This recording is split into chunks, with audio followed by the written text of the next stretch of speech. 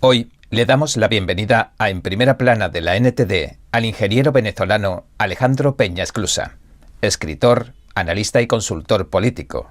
Gracias por aceptar nuestra invitación y concedernos parte de su valioso tiempo. Muchísimas gracias, señor David. Un gran placer estar con ustedes. Bien, don Alejandro, usted lleva 30 años estudiando el Foro de Sao Paulo.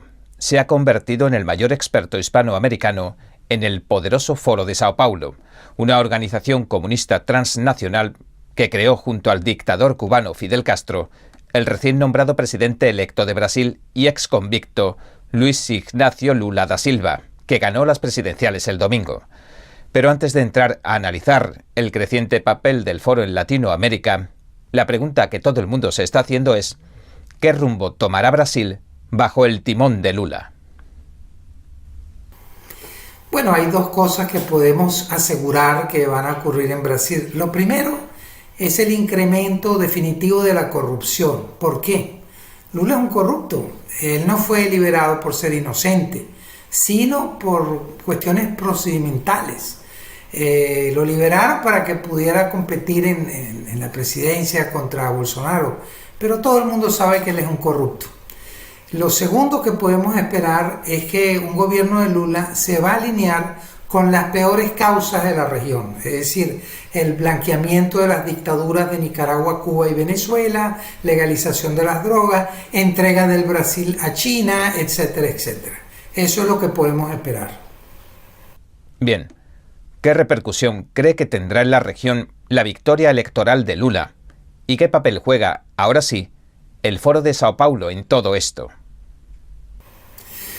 Bueno, los candidatos del Foro de Sao Paulo creen, o los ahora presidentes del Foro de Sao Paulo creen que con el triunfo de Lula ellos van a tener el respaldo del Brasil, van a salir fortalecidos, porque sabemos que están pasando por una situación muy difícil. Ellos ganan elecciones, pero después no consolidan los gobiernos porque son buenos haciendo oposición y malos gobernando.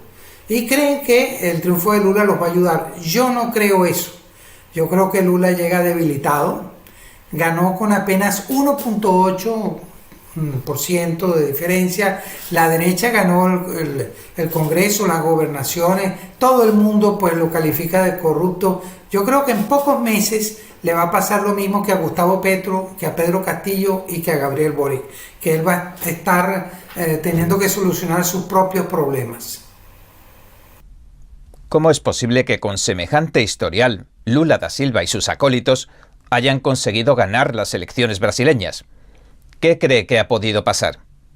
¿Tendría algo que ver con el tema que trata en su último libro, La guerra cultural del Foro de Sao Paulo, cuya lectura recomiendo encarecidamente? Bueno, definitivamente sí tiene que ver con eso, porque los candidatos del Foro de Sao Paulo ganan elecciones a través de lo que llaman las narrativas, los relatos. La utilización del relativismo, es decir, no el uso de la verdad, sino de la mentira, como nuevas categorías de lucha.